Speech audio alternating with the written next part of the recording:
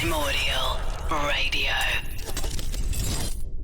It's interesting you say that you're ever growing because you mentioned your UK tour. It's going to be early 22, and I noticed that you're stepping up to some fairly big venues now, and you definitely strike me as a band that's full of ambition. Like it feels like Avatar is in a good place, but actually like you can get to like an even bigger place. Like, I'm sure you're happy with the show at the moment, but like how big are the ideas, and like how big do you think you'd be able to take this?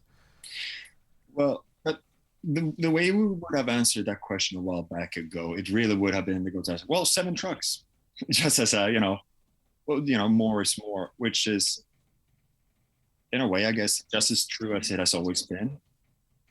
That being said, I don't think that's not where the conversation starts. We start with kind of the almost, I guess, maybe ask yourself the question why first, and that leads to what, and then the how, as in how much, comes a bit later now. So, but there are a bunch of, there are a ton of little and big ideas that we of course have. And in terms of if we would have the space of an arena band and the budget of an arena band, we would find no problem to get the ideas and the show and everything that would come with it. And I guess looking around as well, it must be, I guess, somewhat, it might fill your confidence a little bit that, yes, you'll push up to an arena, but we see the likes of Nightwish and Sabaton and so many other bands that have done it and have got to arenas now. It's not something that's out of reach ultimately. No, I guess not.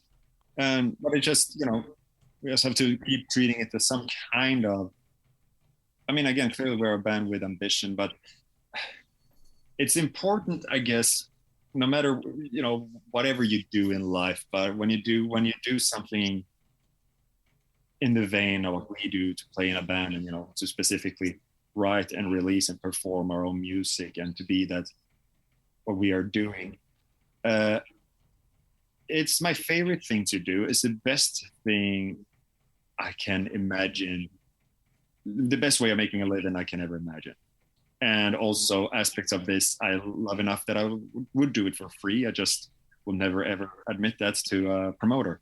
God no. but like, so into it. But however, if it's done in slightly wrong ways, like I generally like everything about this. I love the bunk bed. I love the weird cold base, occasional basement dressing room. I like the adventure. I like the dust and the smelly armpit as much as I love the glamour and the attention. Like, I like the total package, and that is because certain things are as they should be, according to me and according to us in a band.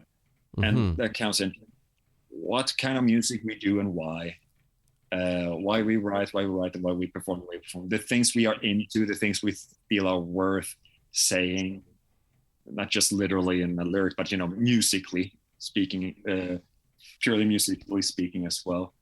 So between the friendship and the intent with what we put out and our way of doing it makes everything else worth it. But it's important, I guess, as an artist, to keep being able to answer certain questions and be willing to change the question when needed, to keep pursuing things in a way where it becomes a life keep things worthwhile. Fresh, keep things exciting.